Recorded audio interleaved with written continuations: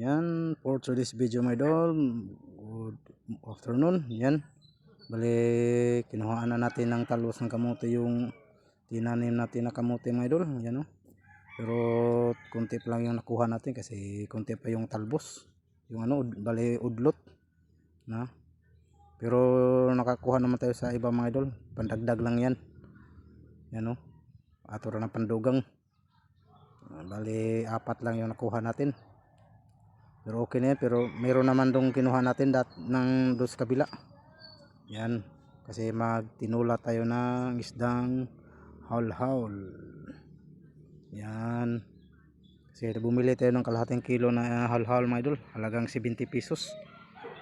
Yan, dito mga idol, dito hinihimay-himay na inano na ni tatay, hiniwa na yung sibuyas, yung talbos ng kamote, tapos malunggay, yan hiniwa ni tatay, tapos yung kamatis. Yan yung sagid mga idol, yung isda, yung halhal. Muna itong lutoon mamaya. Yan.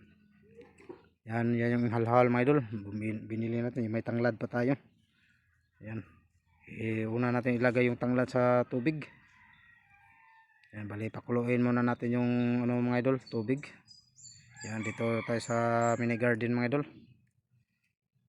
Yan, yan si Justin, si tatay. Si Justin pala walang pasok ngayon kasi yung teacher nila may lakad. Yan, ginayat ni tata yung ano, yung mga gulay, yung talbos ng kamote, malunggay, yan, tapos yung sibuyas, tapos kamatis, yan yung isda natin.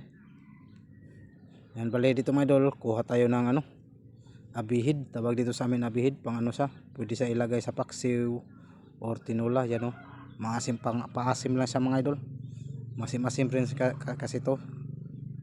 Yan o, aslom, may pagka-aslom na yan o, yung abihid. Iwan ko anong tawag sa inyo yan mga idol, sa lugar nyo. Dito sa amin, abihid. Pag kinain mo yan mga idol, sobrang asim. Hindi naman totally asim talaga, may pagka-asim lang.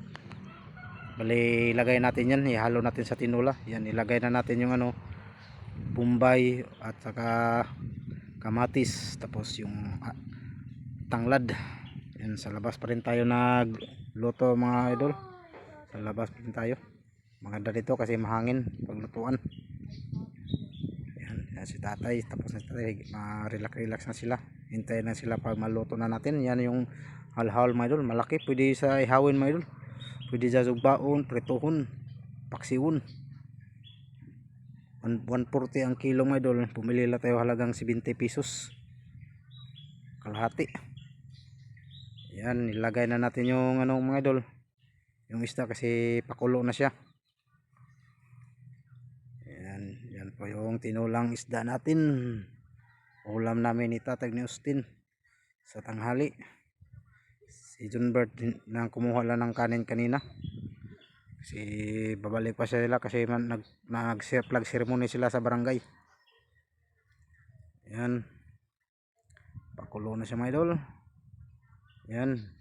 Bali, hindi natin na ipakita paglagay ng asin mga idol. Yan, lagyan natin ng Ajinomoto or bitchin dito tawag sa amin, bitchin.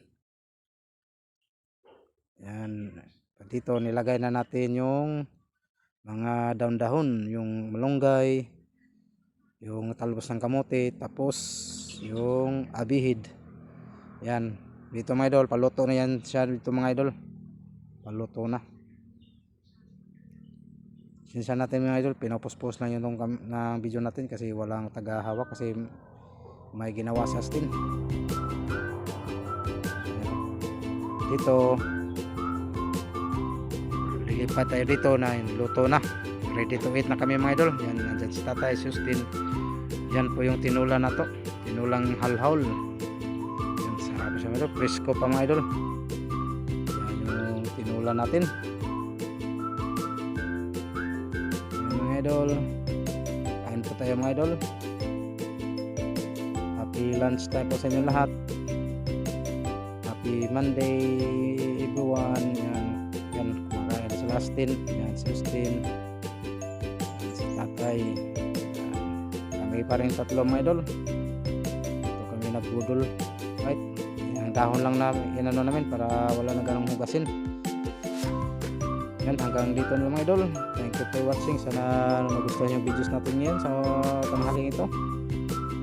Kinula po tayo ng isdang halhaw. Yan, hanggang dito lang mga idol. See you next video. Don't forget like, follow and share mga idol. At pa-click na rin sa notification bell button para updated kayo sa gagawing videos na in-upload sa ating channel. Yan, see you next video mga idol. Bye bye. Happy eating day. Happy eating lunchtime. Bagus.